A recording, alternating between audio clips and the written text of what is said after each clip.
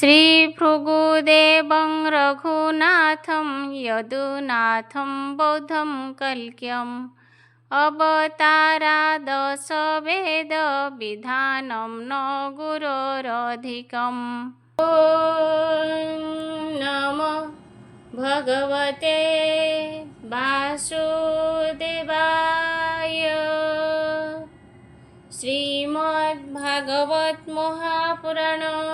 तृतीय स्कंध सप्तविंशोऽध्याय। मैत्रेय उवाच शृण्वि ये जीव तरे जाहा शोणी कपिल रूपे प्रिय भावे जननी प्रबोधि प्रस्तावे जहा कहिले नारायण निश्चल चित्ते बेशुण। श्री भगवानुवाच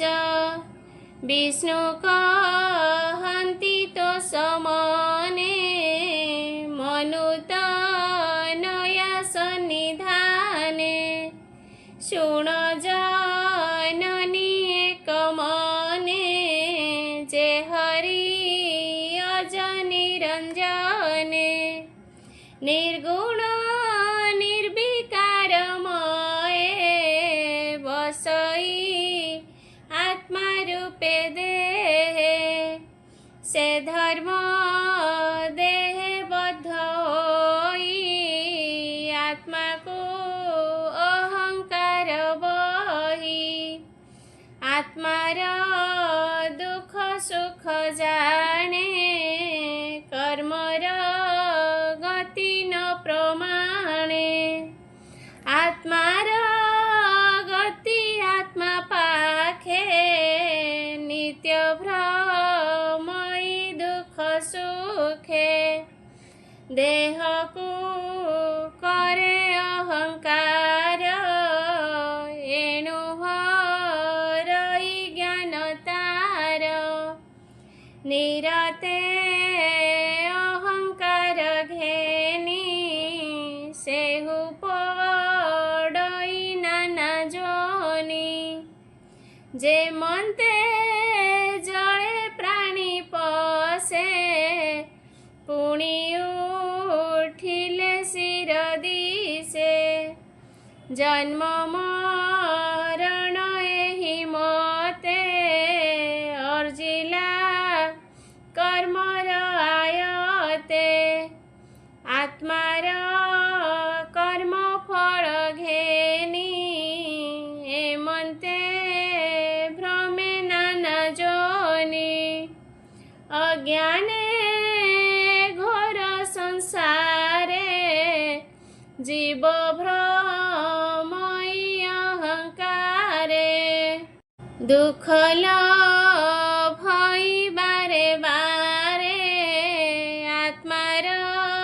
गति न विचारे स्वप्न अनर्थे जहा देखी नाना प्रकारे उपलखी देखन्ते मणे ता प्रत्यक्ष जेन्हे जाग्रते हुए मिछ ए रूपे जीवर संसार एमन्ते मायार संसार ए जीव जाहार अधीन कि रूपे पड़ई बंधन एणु संयम चित्त करी विषम विषरूप धरी नियमे स्थापिब निश्चले छड़ाई इंद्रिय संग मेले विष्णु विषय मन भरी साधिब शरीर पाशोरी যত্নে সাধিব জগত सत्यमौन सिद्धिकल्प मोहर गुण कर्म जस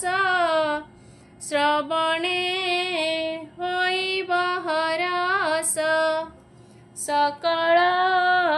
जीवे जीव प्राय नित्य देखिब विष्णुमय प्राणीक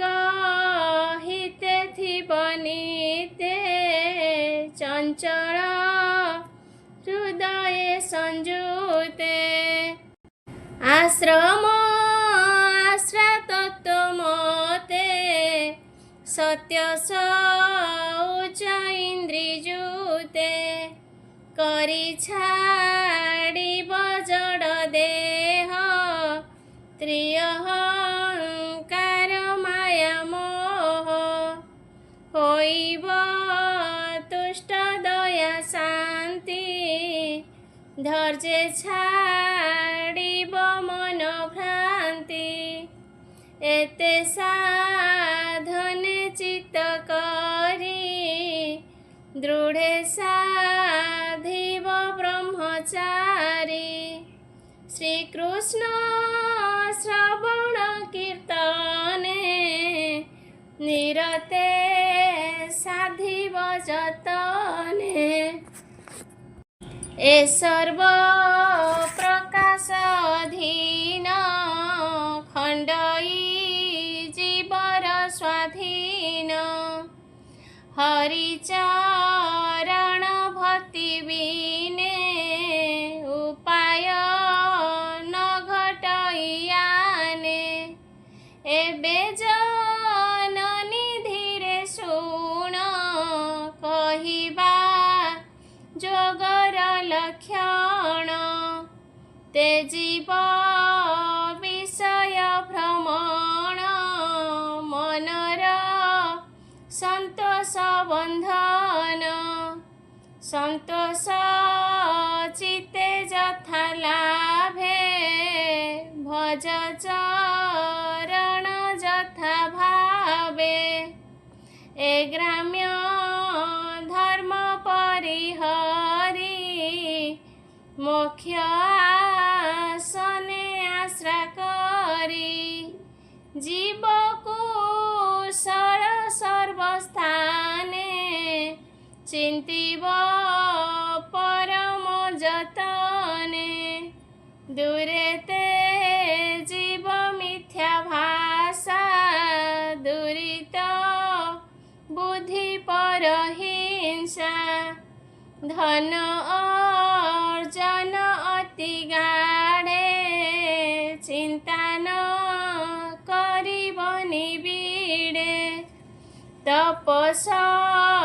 उच्च ब्रह्मचारी वेद अभ्यास नित्य करी पुरुष अर्चन मौन साधिब जोगर आसन पद्म आसने सिद्धि मने रुंधिब इंद्रिय पवने समाधि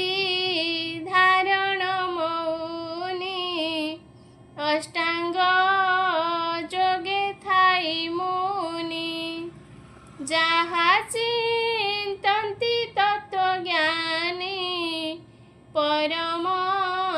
ज्योति रूपे रमी विष्णुर श्रवण कीर्तने सुसंग करिब जतने एमंत दुष्ट दुराचार स्वभावे बळे बळियार विष्णु भजन जुगले बंधन न रहे निश्चले विष्णु चरणे पद्म दुई ध्वज कुश विराजई चंद्र किरणे नखपंती रञ्जेश शाङ्कर बिज्योति निरते चित्ते जार बसे हृदय तम बेगे नासे जापाद पद्म शौचनीर भावे शङ्कर बहे शिर तेणु ईश्वर पद धरे अन्ते से जगत संहारे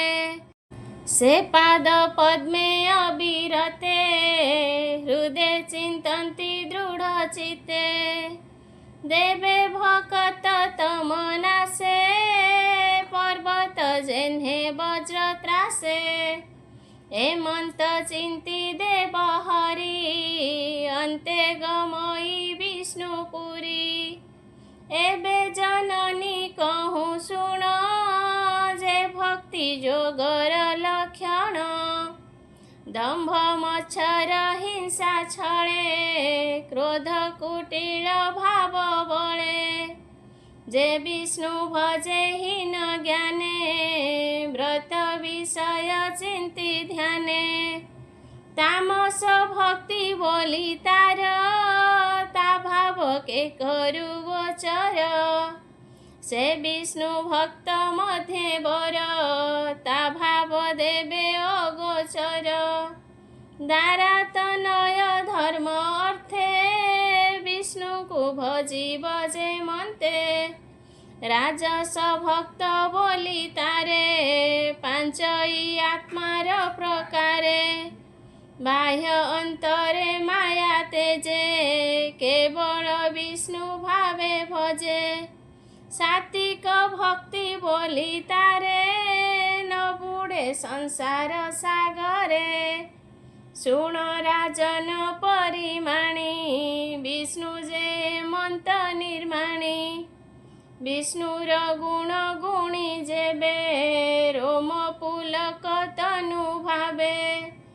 आनंदे नेत्रु अश्रु बहे कंठ गदगद वाणी कहे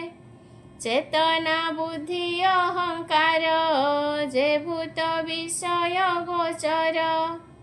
ए सर्व हरि भाव मने गंगा समुद्रे मिसे जेन्हे सात्विक भक्ति बोली तारे सेहि दुर्लभ ए संसारे त्रिगुण बध से मिलई उदय अस्त तार नाही एमंते भक्ति चारि भावे तो अग्रे कहिली प्रस्तावे मुक्ति जे चारि भाग बनी संजमे शुण गजननी ए चारि मुक्ति जे प्रत्यक्षे गोविंद भक्त नईछे नित्य भावन्ति निर्विकारे से धन्य संसार सागरे के जानी पारे तार भाव सेटी प्रत्यक्षे पद्मनाभ से चारि प्रकारे प्रमाणी भक्ति लक्षण एबे जानी अविद्या बंध एबे नाश निर्मल कैवल्य प्रकाश एमंते भक्ति जोगवाणी कपिल माता आगे भणी संसार जनहित अर्थे तृतीय स्कंध भागवते ज्ञान अमृतमय रस कहिला दास जगन्नाथ इति श्रीमद्भागवते महापुराणे पारमहंस्यां संहितायां वैयासिक्यां तृतीय स्कंधे कपिलदेवहूति संवादे नाम 27 अध्याय गोविंद।